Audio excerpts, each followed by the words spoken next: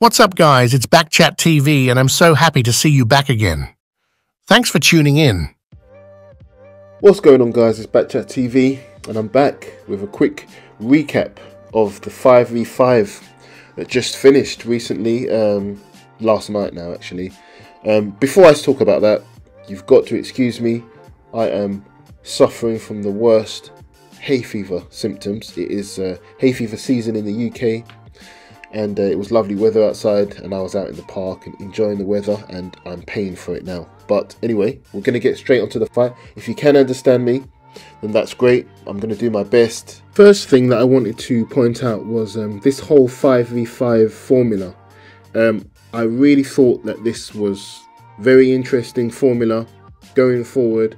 I think they should use this more often, and really using this kind of formula to promote boxing and make boxing more exciting. Having a lot of top names on a fight card is going to bring a lot more fans who are going to want to watch a whole night of boxing, you know. And I think it's a good idea. I think another thing that was quite funny, I quite liked seeing Eddie Hearn and Frank Warren getting along, finally. It was actually quite nice, you know. They've been rivals for years, and it's often the case when you kind of inherit a rival. You never really had a problem, but your parents had a problem, and so for that reason you don't talk to somebody and they don't talk to you. And it would have continued like that, to be honest, if Turki Al-Sheikh didn't force these two promoters to come together. You know, he's got the money, he's got the influence. They realized they had to do it for the future of their careers and for the betterment of their fighters, so they came together. And surprise, surprise, they found out that they don't really have a problem with each other that much. You know, it's just a normal, healthy business rivalry. That's it. They don't have any real personal issue there. To be honest, they've squashed most of the issues that they had together. And that's often the case. Get to know somebody, realise, oh, they're not as bad as I thought they would be. But yeah, so that was nice, just seeing them work together. I think boxing is going to be more, you know, exciting now that they're working together in some way. You know, that they can come together and put on great fights, like the fight that we're going to speak about now. It was a great night of boxing, I have to say. Now, my prediction, previously, I'm not backtracking, I don't mind being completely wrong or anything like that, but I'm just being honest. I had two different types of predictions. I'm just going to be honest. I had one, my heart, who I wanted to win, who I'd like to win. I had, you know, my mind, who I thought rationally would win. And then I also put a bet on. So I'm just trying to show you why I had some different ideas of what could happen. I put a bet on, £10 bet.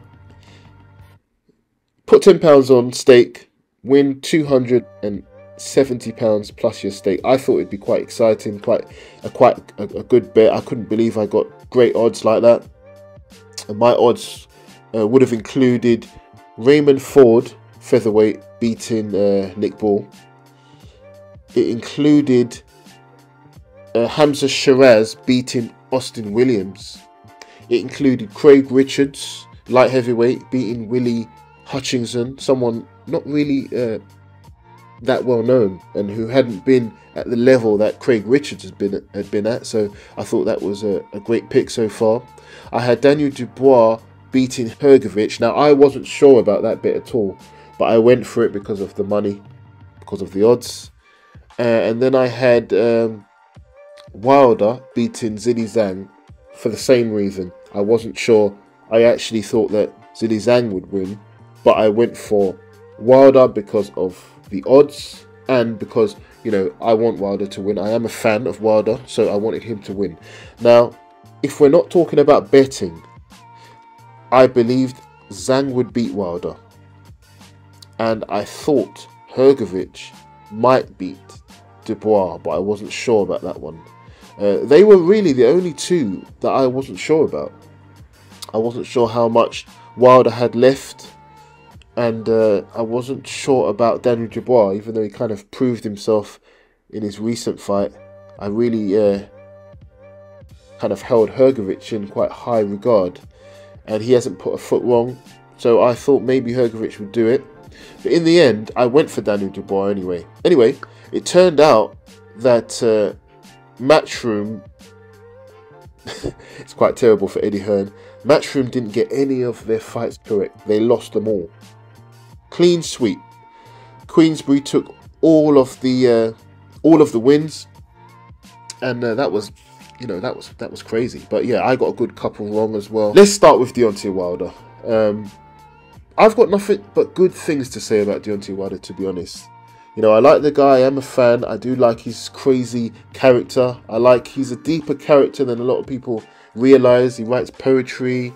He does all sorts of things. He can be a bit crazy sometimes with some of the antics that we've seen from him over the years. But he's given us great nights of boxing, knockouts. We've never seen anybody knock out so many people, 40 plus men in his career. And I like the fact that he was beaten by Tyson Fury and he came back every time. I like the fact that he was beaten by Joseph Parker and thinking about retirement at that point, and then coming back, remotivating himself, getting himself in great condition to come back to fight against Zhilei Zhang. That's a warrior. He doesn't have to do it. He's got enough money. He's got his children, his family. He doesn't have to do it, and he came back against Zhilei Zhang. And I actually thought the performance wasn't that bad. I heard another commentator talking about this, Blue Blood. Shout out to Blue Blood. Everything he said in that, I think I do agree with. I think his performance was a lot better. He was pouring with the jab. He was waiting for his opportunity. Maybe waiting too much, maybe. But I don't think so. I think that, he looked good. He was ducking underneath the shots that were coming from Zhilei Zhang. And he was trying to set up an educated right hand. And, Zhilei Zhang knew it was coming. He was waiting for it. Zhilei Zhang was poised. And he was very patient, and they were both very patient. And I never thought that Deontay Wilder was gun shy. I didn't really think that. I thought that he was really, just waiting for the right opportunity. I think he was waiting for the right opportunity as opposed to trying to create the right opportunity.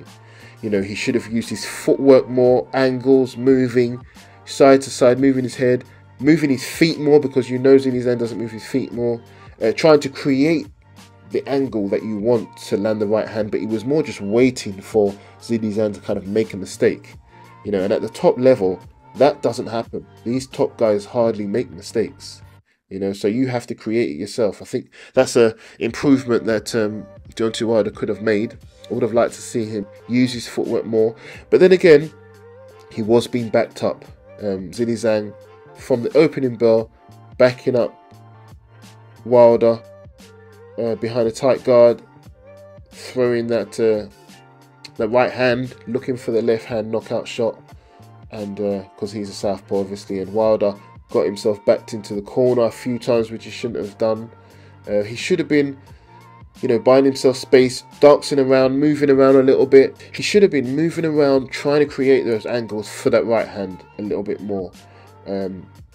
But all in all, he was more aggressive than he was in the Parker fight, so he did improve. But here's why I say I don't think he was gun shy.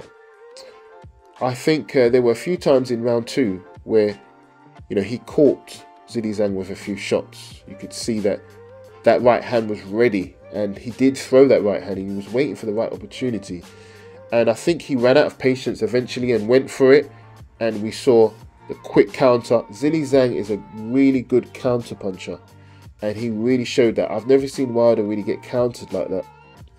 He moved out the way of his right hand, hitting with a shot that was quite fast. I've always said Zhilei Zhang actually has quite fast hands. He makes up for his slow plodding feet with his fast hands, and that was on display with that counter shot. Was amazing. Wilder didn't know where he was for a few minutes. He turned around. I think he was talking to the ref or something. And then he didn't know which direction Zhang was coming from because he had his back to him. And Zhang, no one had to ask him twice. He came charging in, 70 pounds heavier, and landed that knockout shot. To Wilder's credit, I don't know how Wilder got up. That shows you the warrior spirit that Wilder has. And that's what I like about Wilder. He got up and said he wanted to continue, and the referee waved it off. You know, that's a champion's heart. So I got nothing but good things to say about Wilder. I want Wilder to retire. I always like to see a fighter give his best, and I never like to write off a fighter and say they should retire. You know, a lot of people said Wilder should retire before this, and Tyson Fury should retire now that he's had this loss, and I didn't agree with that at all. Tyson Fury can definitely come again. I'm looking forward to the rematch. Wilder, I wanted to see Wilder redeem himself after the Joseph Parker loss. I knew that he was rusty, and I wanted to see him in this Zhilei Zhang fight. Now, I think Wilder should retire after the Zhilei Zhang fight, because there's nothing else to prove. You know, if he himself said that he wants to keep fighting, he thinks he's getting better, then fair enough. But I think there's nothing else to prove. You know, he's constantly, from here on in, he's only going to be fighting the top guys. You know, Zhilei Zhang, Parker, they were top guys. They weren't like the other 40 guys that he fought beforehand, that he knocked out. You know, and I think, to be honest, that was Wilder's level. I think he looked amazing from, you know, his first couple of fights, where he didn't really fight. I wouldn't say he fought nobodies, but he didn't really fight the level of competition that, let's say, for example, Anthony Joshua fought. Now, Anthony Joshua has fought everyone. He's fought everyone. I give the most credit to Anthony Joshua. He's never said no to a fight. He's fought absolutely everyone. And personally, I think he's the only person. His resume speaks for itself, and I've always said this. Anthony Joshua has been in there with Dillian Whyte. He's been in there with Usyk. He's been in there with Andy Ruiz. He's been in there with the likes of Povetkin, the Klitschko's, well, Vladimir Klitschko. So many fighters been down on the canvas, lost, came back, revenge is lost, and now I think Anthony Joshua is seasoned. I think Anthony Joshua has the chance of beating anyone in the world because he's been through it. He's fought at the top level, lost at the top level, and now I think I would like to see him rematch Usyk and get a fight with Tyson Fury. I think both of those fights he could win because of what he's been through, because he's been through the fire. Now Wilder, on the other hand, he was kind of protected. To be honest, Wilder never really fought a top level heavyweight until he fought maybe Luis Ortiz, King Kong Ortiz. Now, if you watch the fight with Ortiz, that was really Wilder's first real step-up fight to a guy who was unbeaten at the time. And a big guy, hard puncher, great boxer. Now, that was really Wilder's first test. All the other fighters, you can write them off. Wilder was better than them. Ortiz was really his first test. And it was a difficult fight. He lost every round, apart from the round that he knocked Ortiz out in. So I think the writing was on the wall from then. Although Wilder got the knockout, we're now starting to see Wilder come up against real competition. Guys that are stronger than him, guys that are faster, guys that have skill set, guys who also have knockout power.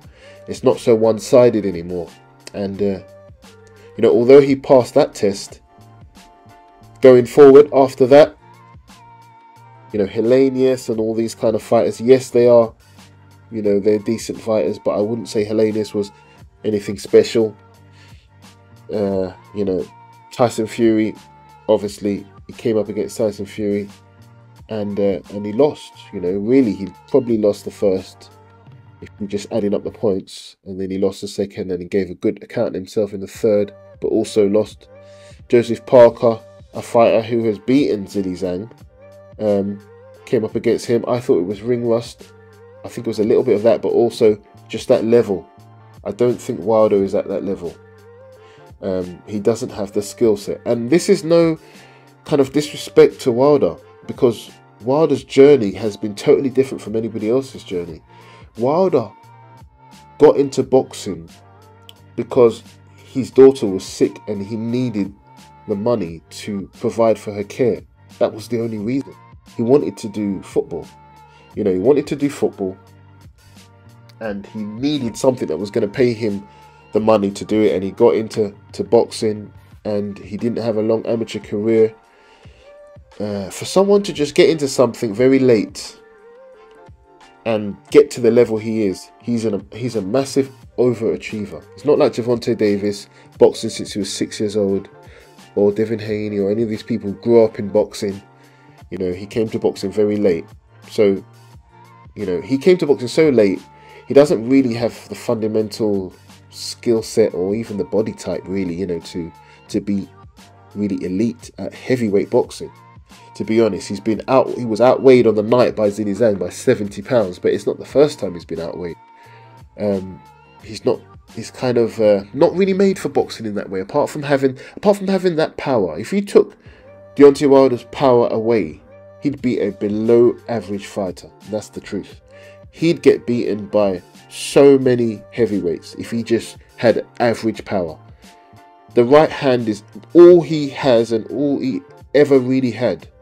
And that got him very far, but it doesn't get you to the elite level. And I think that's the only issue with Deontay Wilder. Anyway, he's had a great career. People like Zhilei Zhang, although a lot of people didn't know about Zhilei Zhang beforehand, Zhilei Zhang is seasoned. He's been through the amateurs, fighting Anthony Joshua in the amateurs, and so many people Zhilei Zhang has come up in the amateurs, had lots of amateur fights, was in the Olympics. You know, you can see by his style, he's been boxing for a long time. You know, he's a big guy, heavy hitter, great counter puncher, and the best man won on the night. I want to see Wilder retire now and enjoy his family and enjoy the memories of his career. That's all I really have to say about Wilder. It was a great knockout shot as well, by the way, great counter shot. And like I said, Wilder did well to get up. Let's just speak about some of the other fights. The other big fight, let's say the Hrgović versus Daniel Dubois, just staying with the heavyweights for a little while. This was a difficult fight to really analyse. Hrgović was smooth, man. From the first round to the middle rounds, you know. He's a good fighter, Hrgović. Good fighter. He couldn't miss with that right hand. His movement was great. But things that weren't so good about him, his defense, he's a bit lazy. And I've always said this about him, you know. In his preparation, you know, he was like a 5-round fighter against Dubois. He didn't have any more left in him. He was a little bit lazy with his defense. A lot of the times he was just moving, turning his upper body rather than keeping his hands up. And it worked for him until he got tired. But he's a fighter, I would say, that has lots of potential. You know, but I don't know if he'll ever get past that potential and actually, you know, become a great fighter because of that tendency to be a bit complacent, be a bit lazy. His fitness wasn't good. His stamina let him down. He was landing some hellacious shots on Daniel Dubois. Like I said, he couldn't miss with that right hand. But I think after a while, Dubois either realised that he doesn't really have that much power and they just kept going, or I think Daniel Dubois made some really important adjustments before this fight, in his last fight, and he really got fit. I feel like he really turned up or tuned up his strength and conditioning. I think that was a big factor. He done a lot of work on his strength and conditioning, and it really showed in the fight. Daniel Dubois did not look tired at all. He pushed through, he didn't look tired, and like I said, I think maybe Hrgovic's power is not as it should be, so Daniel Dubois wasn't so challenged. You know, some of the other fighters, I don't think Daniel Dubois would be able to walk through a lot of those right hands. He definitely won't be able to do that against Anthony Joshua, I can tell you that. But other than that, you know, it was a great performance. He really pushed through adversity. I didn't like the way he got hit by so many right hands, to be honest. I feel like he needs to work on his defense. He's showed that he could work on his stamina. I really like that change, that subtle change that he did with his stamina, with his strength and conditioning. I saw that and I know what he did there. He really put in the work there to become fitter, because I've seen Daniel Dubois get tired, and he really did some good work there. But he now needs to do just as good, if not more, work on his defense, because if he gets a chance to fight someone like AJ, the fight will not go the same way. Anthony Joshua is not punching like the way Hrgović is punching. Yeah. Anthony Joshua is really punching. Yeah, so if you don't have defense, you're going to get knocked out. And Daniel Dubois, no matter how good his performance was, he will get knocked out by AJ if he doesn't fix that defense issue that he has. He shouldn't take so many shots. Hrgović couldn't miss. Having said that, congratulations to Daniel Dubois. I feel like every win he gets is just building his confidence. So that was a great performance. Disappointing performance by Craig Richards. You know, so experienced. Took Bivol the distance. Had a great war with Buatsi. You know, he's right up there, just below elite level. That's what I thought. And couldn't beat Willie Hutchinson. Now, that's no disrespect to Willie Hutchinson, but prior to this, I didn't see anything special about Willie Hutchinson. Yeah, he's a good fighter, but I didn't see anything that should trouble Craig Richards. And Craig Richards just didn't really do much. He was throwing single punches all the time, and his single punches were not adding up to Willie Hutchinson's punches and bunches and his combinations. And eventually, Willie Hutchinson actually got tired after the middle rounds, maybe up until the 7th round. Craig Richards really should have used that opportunity, knowing that he's behind, to push on. And he tried to do that, but then he got tired himself. Either he's showing his age, or, you know, I don't know what it is, but he didn't really show that he really wanted to win, maybe. I'm not sure. Maybe I think he should have just given everything. And then I realised that I've always thought that of Craig Richards. In every fight that I've seen Craig Richards in, he always gives like a good performance, but it's never like, he never pushes on and really claims that win. He never really seems like he really wants it. And I wasn't sure about him because of that. I thought, is he kind of a bit of a nearly man? Like, he's nearly good, but he doesn't really do it. And then this has proven it to me, to be honest.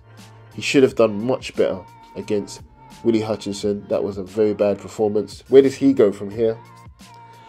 I think he should forget about trying to fight these top guys, because if you don't have hearts, which I didn't really see heart in Craig Richards, you're not going to beat any of these top guys. So, yeah, disappointed in Craig Richards. I tipped him to win, to be honest. Austin Williams, Hamza Shiraz. Now, one thing I'd say about this fight is that I picked Hamza Shiraz from the UK middleweight to win. I thought Hamza Shiraz has the skill set. He's very big for the weight. I said this in a previous video. Hamza Shiraz, I think, is going to do a job on the American prospect Austin Williams. And in the end, that's exactly what happened. But I must say, I can only say good things about Austin Williams, to be honest. I thought his performance was amazing. I loved his performance in there. You know, he was a smaller man in there. He did look small when you see them together. You know, Hamza Shiraz towered over him. Austin Williams didn't let that get in the way. He threw a lot of shots. He caught Hamza with a lot of good shots, and he buzzed him even.